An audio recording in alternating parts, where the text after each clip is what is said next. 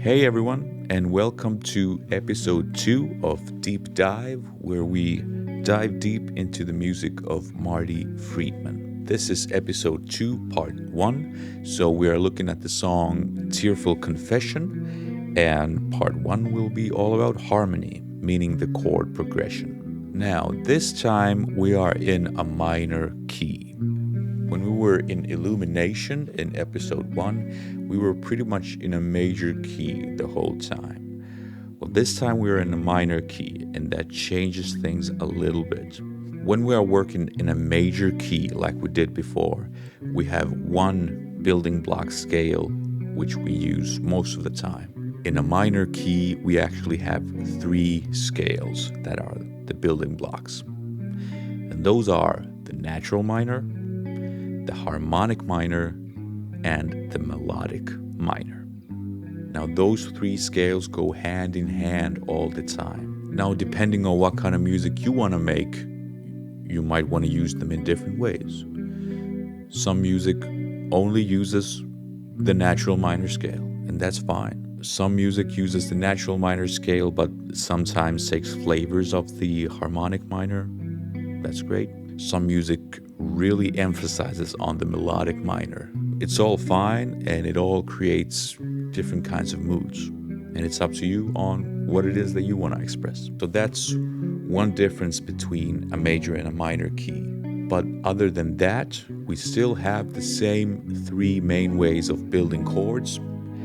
And the first one was building chords using the main building block scale. And in the major key, that was the major scale. And in the minor key, it's one of the 3 scales: natural minor, melodic minor, and harmonic minor. The second way of building chords is using some other scale. Now, as you can see, that those 2 definitions get a bit of a gray area when we're in a minor key, but don't worry about it. And the third way is chords that take you somewhere. They're not even trying to be in the main scale on their own. Their point is to take you somewhere. In this song, we have a few different chords that take us from one place to another. One of them is a dominant chord.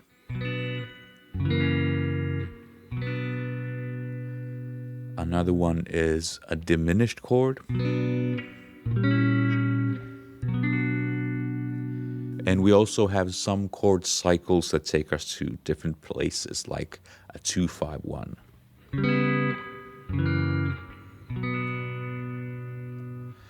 But we'll talk about those as they come along.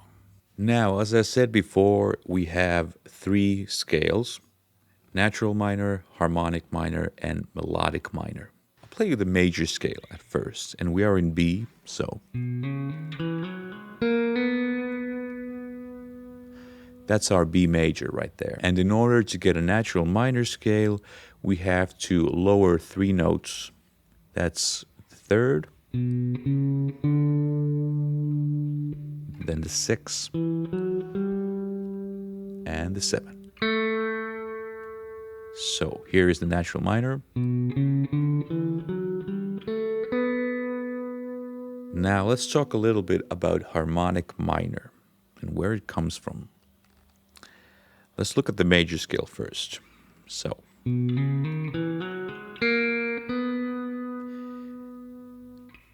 in a major scale, we have the major 7th.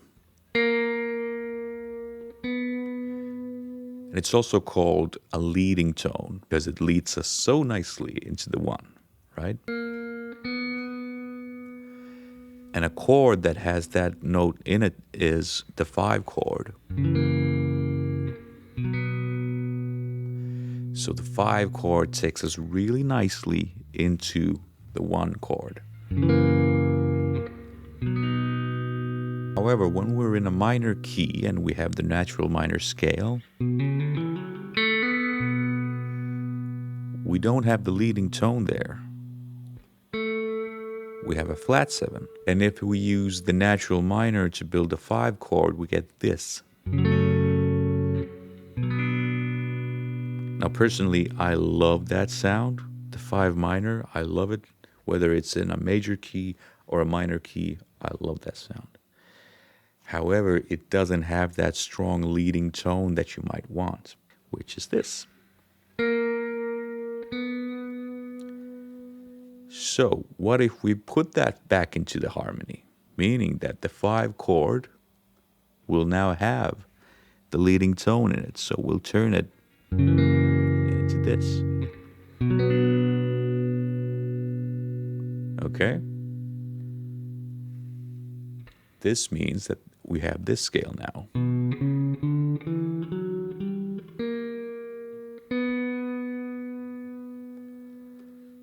So we're changing the harmony a little bit, meaning the chord, to get that.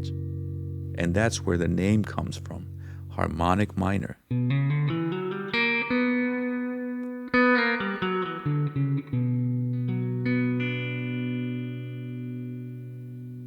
Makes sense?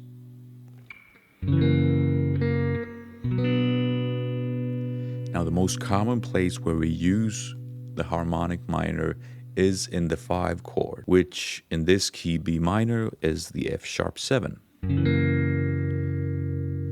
We can use the harmonic minor to build other chords as well, and that's something that we actually do in this song. There is also melodic minor, but as you may have guessed, we'll look at that in the melody section. Okay, so let's get to the song.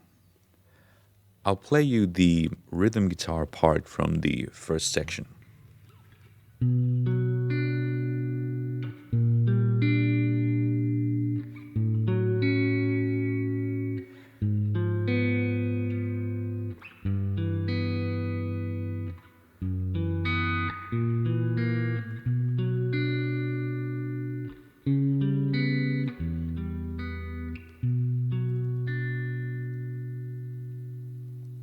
Now, there are a lot of things to talk about here. Let's go over them one by one. First of all, the chord shape that we are using here is an open-voiced triad. The first chord is just a B minor.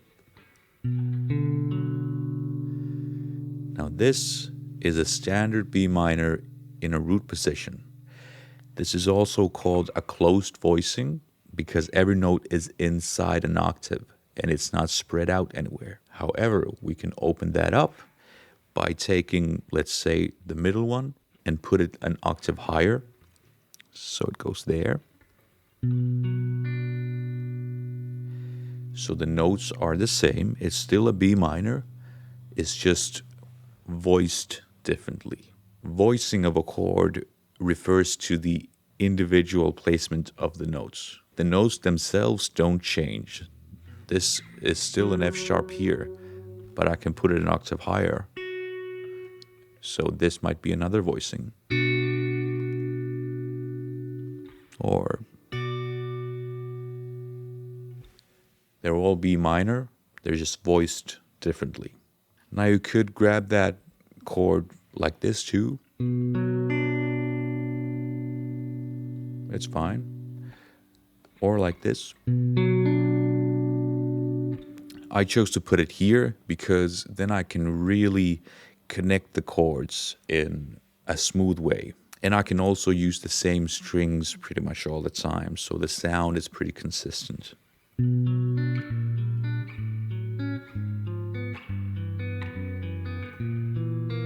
So what's happening in this chord progression is we have a thing that's called a line cliché. And what a line cliché means is that we have a chromatic line. Meaning, for instance, this.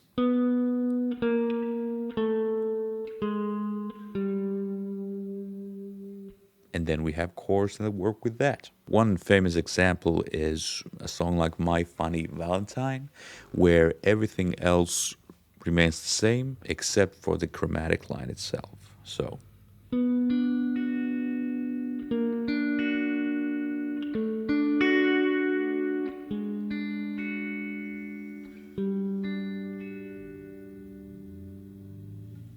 Right?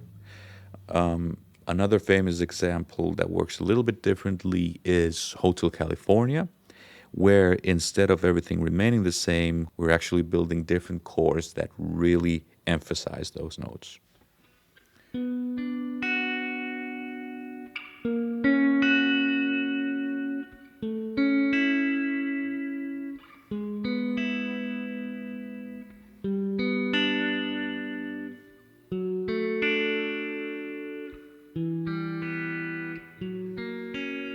let's get to the song. So, the first chord, a B minor. The second chord is a G minor, first inversion, meaning that instead of the G being the lowest note, we actually get the third as the lowest note, which in this case is B flat, or because we're in B harmonic minor, you might want to call it an A sharp. This is where it gets kind of semantical, and I wouldn't worry about it. Next is the A note, and for that we have an F sharp with an A in the bass. Then we get a G sharp.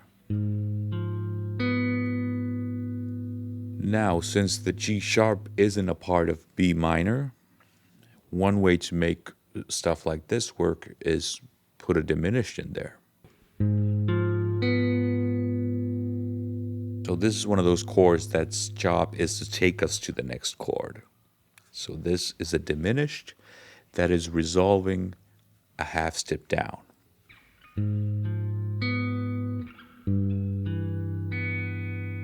The point of it is not to belong in any specific scale.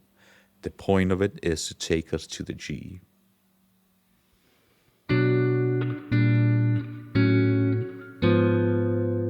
And then we get the same kind of chord here, which is an E minor with a G in the bass. So if I would give these things numbers, this would be a 1. The next one would be a flat 6 minor first inversion. Then a 5 minor first inversion. Then you could call it a 6 diminished. And then we get to a 4 first inversion. So we're already kind of jumping in and out of the B natural minor scale.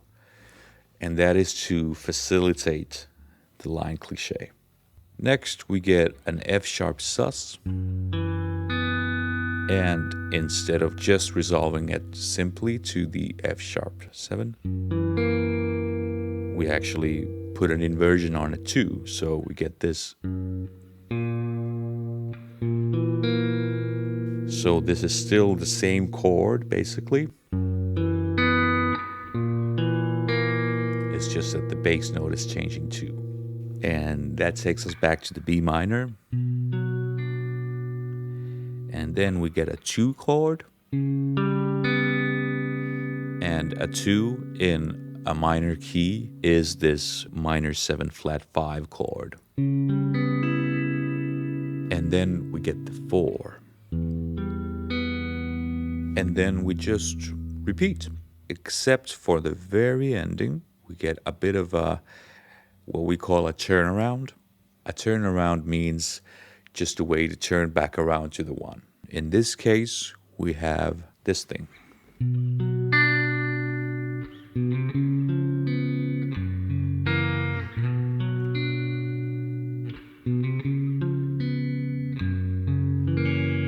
So that's a 1.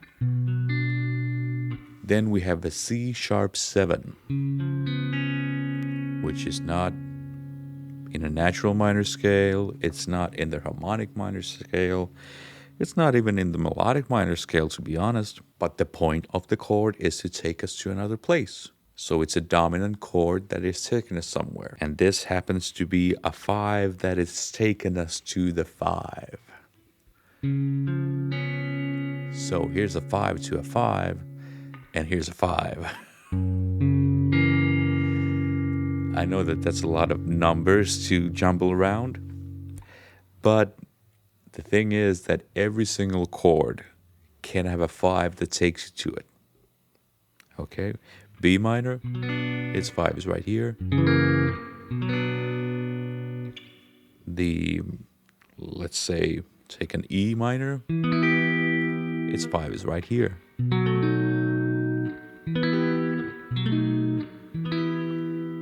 That happens to be a B7, which is weird. How can a B dominant chord be in a B minor key? But that's because its function is to take us to another place. So here's a 5 that is taking us to the 5.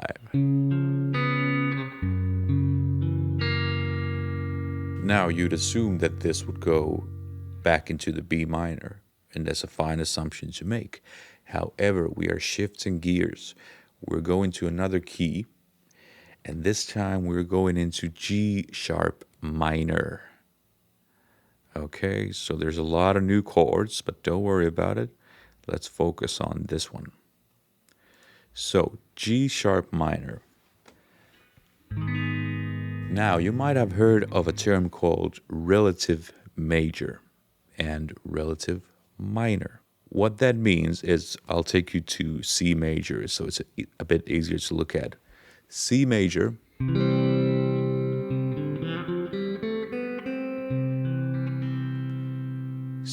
has the exact same notes as A minor.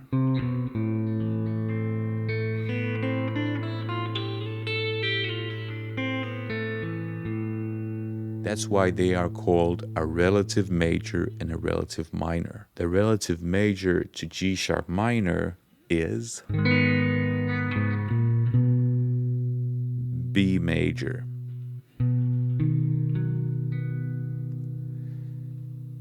So what you could argue here is that we are actually shifting in a way to B major. So these chords right here could take us there. But we're going to its relative minor, which is a G sharp. Okay, so now that we are in G sharp, we actually have the other way of using a line cliché chord, which is not changing anything but the line itself. And this time it's not in the bass, meaning that it's not the lowest note. It's the same note, but it's in the middle. So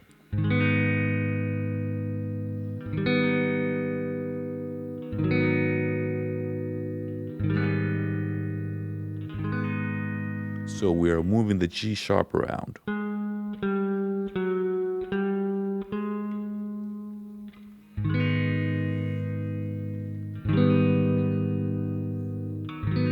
That's why we are getting these names like G sharp minor major 7, because it's still the G sharp minor chord, but we're adding the major 7 there. Then comes the normal minor 7, and then back up. Okay. Then we just move into an F sharp, and then right. So is this in a G sharp minor or is it in a B major? Honestly, you can flip a coin and it doesn't make that much of a difference because we're moving around all the time. Okay, next we are arpeggiating a little and we're playing the C sharp minor, which in the key of G sharp minor is the 4. E with the B in the bass, so an E in G sharp minor is the flat 6. So it's a flat 6 second inversion. Then a 2. And a 5. Right? Makes sense. Then again a 1, a 4,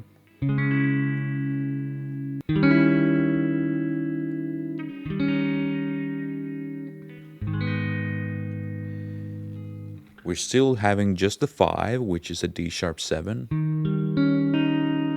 However, for extra tension, we are adding the flat 9 as well.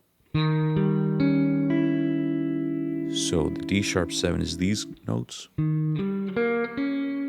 And we're just extending the chord a little bit. So it's a 5-note chord now. we just can't play all those notes on a guitar. So we're left with this. And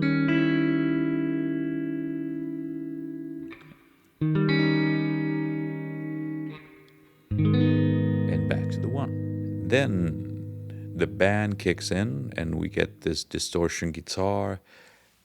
The thing is that the harmony remains the same as was in the first section. So there's not that much to talk about here harmonically. All right, let's keep going. Then we get into the D section, as I call it, this part.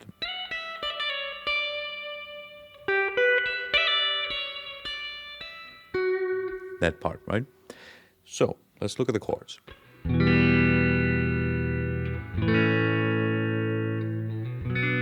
I guess you could call this a lot more of a standard situation. So here's a 4, here's a flat 7, and here's a 1. Then we're just repeating that.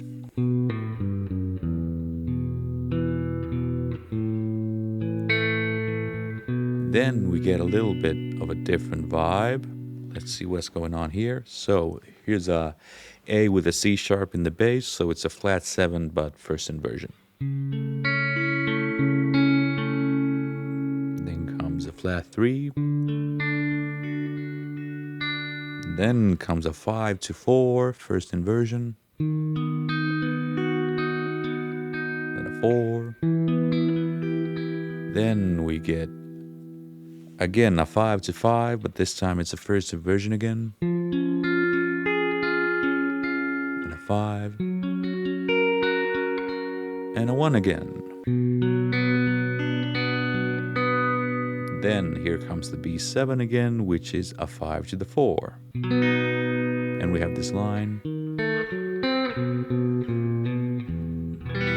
Then we get a break from the band and just these synth chords, which are, as you can see, a lot of the same chords. So 4, flat 7, 3. You could say that this is a 2-5 going to the D major as well. It's all fine. It doesn't make that much of a difference. B minor is the 1. C sharp minor 7 flat 5 is the 2. F sharp 7 is the 5. B is the 1. So what's happening here is we're shifting keys again. And we're actually shifting keys kind of in the same place as we did before, which was in a way B major. But this time we're really hitting it home that it is a B major. So here's a 2-5. But it's a 2 and a 5 in a minor key, but the 2-5 takes you so strongly to the 1 that even if it's major, the ear doesn't really mind.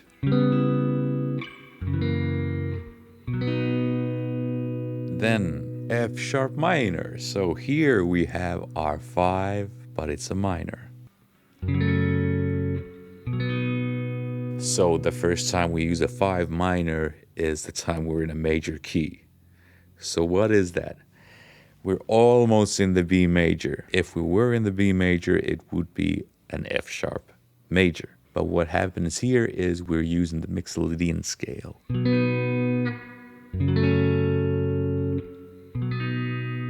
So it's a major key except for the leading tone.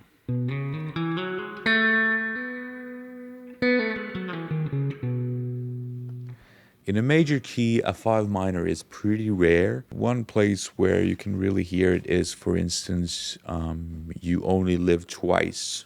You know the James Bond song?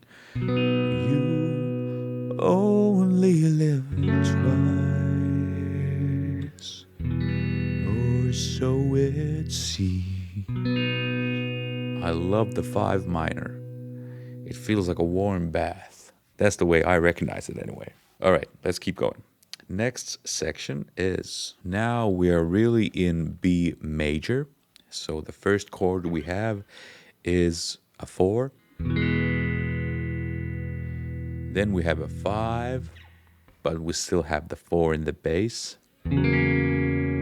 That's something that you can do on a 4 chord. So the upper structure goes up to the 5, but the bass remains in the 4. One way of looking at that is that we are extending the E chord way up so that it has upper extensions. So all of a sudden, instead of just 1, 3, 5, now we have upper extensions, which would be a 9, a sharp 11, and a 13.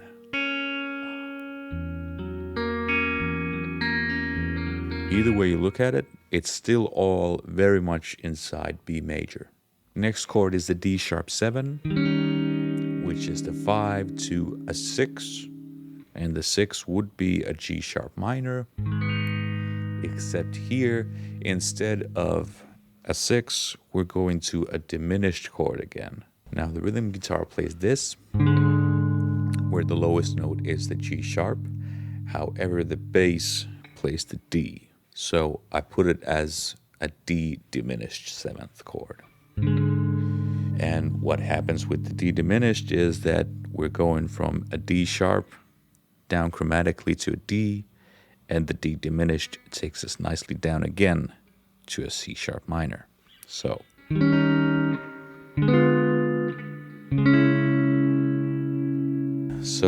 this diminished chord takes us nicely a half step down again. So a C sharp minor, which is the 2 in a B major. Then B with the D sharp in the bass is a 1 first inversion. Then an E, which is the 4. Then an F diminished, which is a diminished that is going a half step up. And then we're going to the F sharp, which is a 5 of the B major. And that is then shifted to a G sharp. Now in B major, we would usually play a G sharp minor, but because we're here about to shift into a new key, we're playing a G sharp major. So it's the 5 to a new key, which is a C sharp. And here is where we're playing this thing.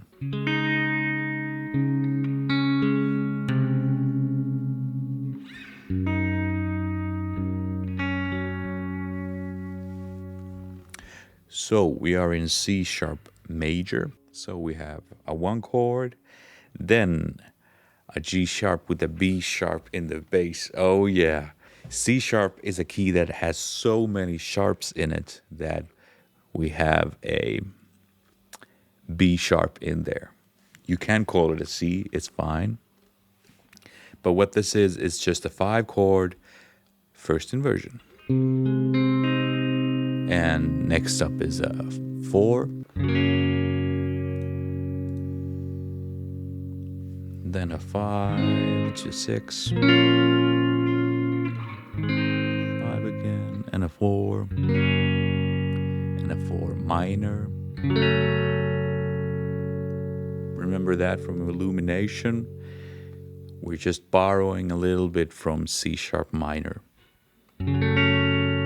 However, we're coming right back in. So it's the same thing, the exact same chords, except we're staying on the G sharp, which is the 5. And then we get to the outro, where we're shifting key from C sharp major into C sharp minor. So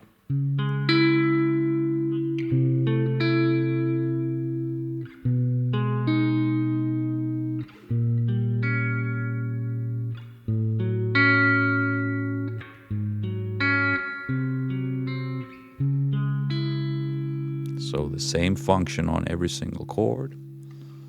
And here's a 5 to a 5 again, and a 5.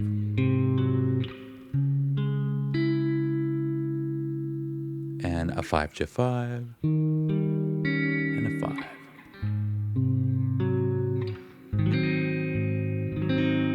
And that's it for the song. So as you can see, there's a lot of playing around with the possibilities of a minor key. So we're using chords from natural minor, harmonic minor and having dominants that go from one chord to another, having a lot of diminished chords that takes us from one chord to another, a lot of stuff.